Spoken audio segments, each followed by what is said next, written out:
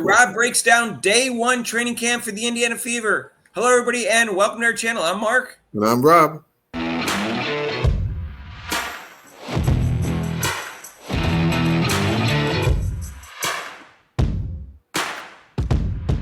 So, hey, if you haven't subscribed to our channel yet, please do so. Hit the notification bell when you do so you get notified of our next video. And join us for Kate and Clark's crossover every Monday and Thursday, 6 to 7 and 5:30 to 6:30 Eastern Time, except for major holidays. And we'll have guest podcasters like a sports reporters type forum debate. So join us for that. It's pretty cool. We talk about Kate and Clark and all sorts of good stuff. So I was on vacation for a week, and that's why we didn't put out any videos. But we're going to hit the ground running, Rob, and we're going to make some great videos. And we're psyched for the season. It starts May 3rd preseason. We're going to go live for the May 4th game at 4 p.m. on Sunday. And we're going to go live for all the games that I can get on TV, which right now, I guess 41 out of 44. I'm going to try to go live for all of those. And Rob will be there when he can. So join us for all the live streams and everything, all good stuff like that. All right, so today we're going to go over the training camp video one. And we can tell that the coach is drastically different than last year. As everybody knows, it was like from me to John Wooden, Rob, is what I say is what's happening. Is the coach. No, I give you more credit.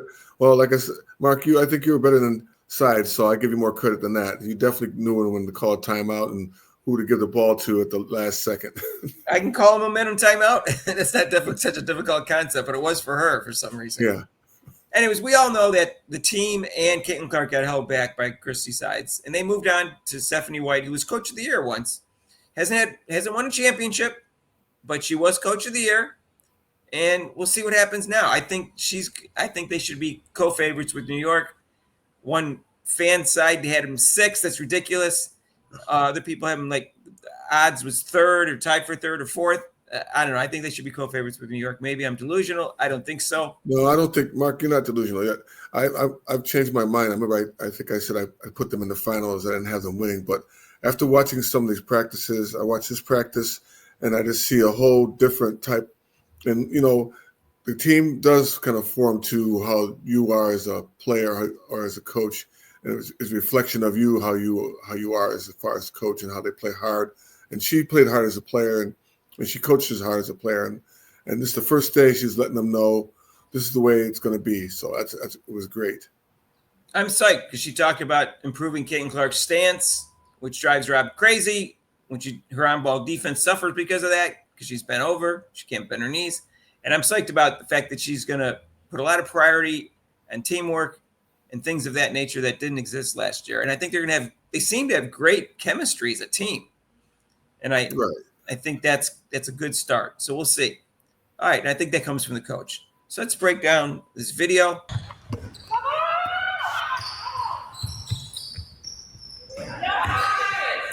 Good way to start with Caitlin Clark hitting the 3. And here's Stephanie White talking about how the attitude they want to have this year. Talked about it, excited about the opportunities, right? Excited about the opportunity we have. Starts right now. The devil's in the details. Everything we do, detail-oriented, purposeful, intentional, high level of communication. Okay, we're going to make a lot of mistakes. That's to be expected. But if we over-communicate, we'll be able to work through it. So high level of communication. I'm excited, y'all. So what do you think about that, Rob? Yeah, I mean, that's great. It's a great talk. Get them motivated. Let them know. Seems like she's getting them oriented towards defense, working on defense today. That's what it sounds like to me. So she's getting them fired up for that. Yeah, Rob, one of the complaints that you had about their defense last year is you thought it looked like, as far as we could tell, there was a lack of communication among the players. Well, I think that's because Christy Sides doesn't know what she's doing. Well, with defense, Mark, you said it right. It's communication. Everybody in defense, you have to talk. It's a communication talking. But their main problem was that they couldn't guard the 3 to save their lives. And I'm putting on a team. And then Caitlin Clark's defense was not that great as far as off the ball wasn't too bad, but just on the ball defense was not overall for the whole team, not just her. It was overall on the ball defense was horrible. Yeah, and Kelsey Mitchell's on-ball defense is not as good as it should be, considering what a good athlete she is. And they were both guilty of not being on their person when the person was standing in the 3-point line. They were standing in no man's land, which didn't do them any good. I mean, of course, it blocks passes going through the middle, but it was much more effective if they were just stopping the 3-point shot, which killed them last year. fast.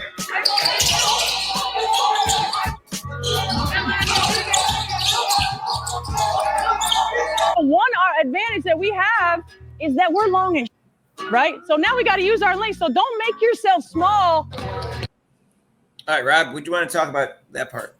Okay, that was good and bad defense there. I mean, it's Caitlin Clark. She's bending her knees a lot more than she did before, and they're on the ball. But I don't like the hands out. I mean, you put your hands out, but that's a little too far. I mean, that can cause where a person, if they get the ball, they can call a foul. I know what she's trying to do, but maybe extending the arm out too far will cause them to get called fouls on by the referees, especially the way they ref in the WNBA.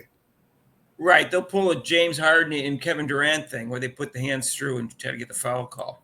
Right. So we'll show that again, and I'll even put Caitlin Clark in slow motion for her hands and her postures, because that's the most important thing is for Caitlin Clark to get her posture better.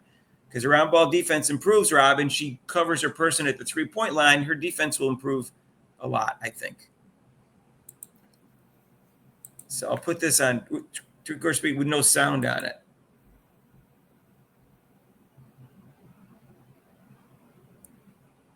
Yeah, hands way up over the head. That doesn't do any good. The person's not shooting. Yeah, see, hands up over the head. I mean, you're trying to block the shot, but when you come out towards the ball like that, and your hands extended like that, what's the purpose behind that? Like I said, like if that person drives to her left or right, that's a natural thing for you to try to reach your hand out first before you slide your feet. So that's going to be a foul. I mean, I understand what she's doing, but the hands out is a little too much. I think she's too far away from her person. No, she's okay. She's got long arms. She's okay. She's perfect. Okay. You don't want to get too close. All right. It looks a tad far away for my taste, but what do I know? No, she's right there. She's got long arms. She's right there. Just extending the arms.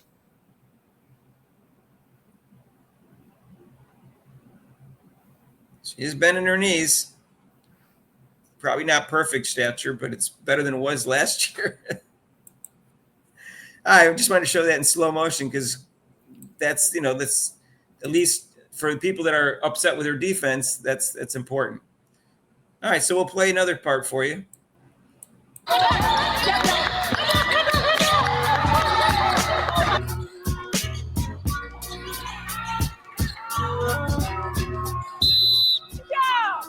Great rotation. Okay, Rob, what do you want to say about that? Right, she's right about that. So they're going from like I said, they're doing a shell drill on defense.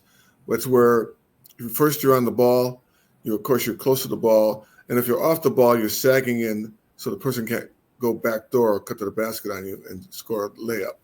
So that's what this drill entails. You'll notice that when the ball's on top, the person is on top of her, is close to the ball. Then when the ball's passed to the wing, she drops back into towards the free throw line, which is what you're supposed to do. So it's a good drill. All right, so open the ball, slide through. Sees ball's passed, she sags, up on the ball, sees it, sags in the middle. Good, very good. All right.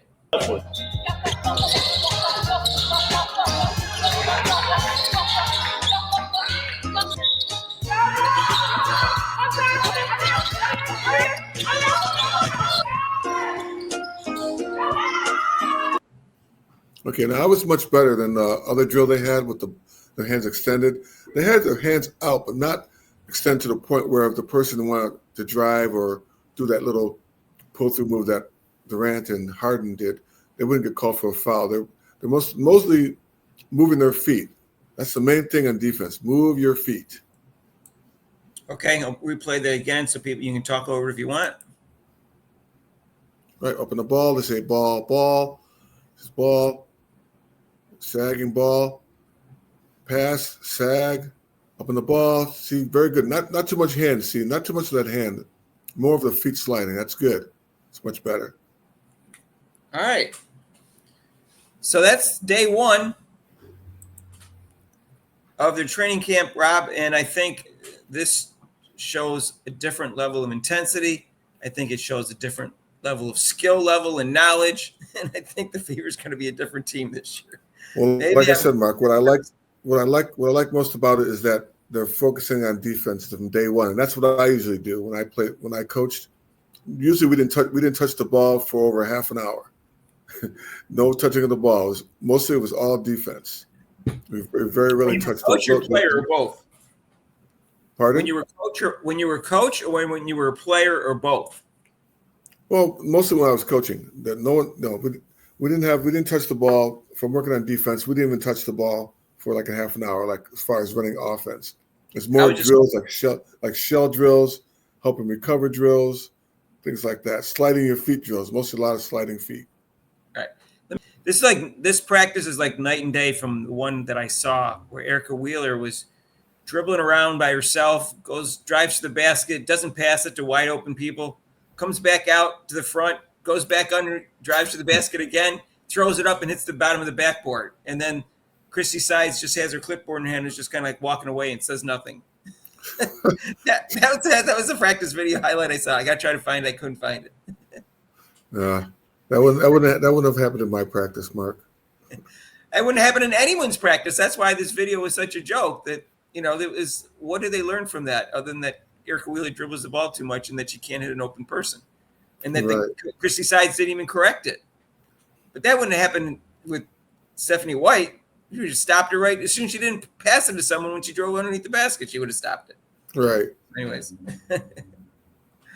All right, Rob. Okay, so this is cool. So anyways, let us know what you think down below of their training camp videos that you've seen so far. They've already put out 3. And let us know what you think their chances are of winning the WNBA championship this year. I want to know your opinion. I think they should be co-favorites. You can call me delusional. You can say whatever you want. If I'm going to bet $100 on Caitlin Clark winning the MVP and $100 on them winning the championship. That's what I'm going to do. This is a safe bet. About this. All right. So, hey, if you haven't subscribed to our channel yet, what are you waiting for? Hit that notification bell when you do so you get notified of our next video. And we're going to talk about this in Caitlin Clark's Crossovers every Monday and Thursday, 6 to 7 and 5:30 to 6:30 respectively, except for major holidays, and that's Eastern time.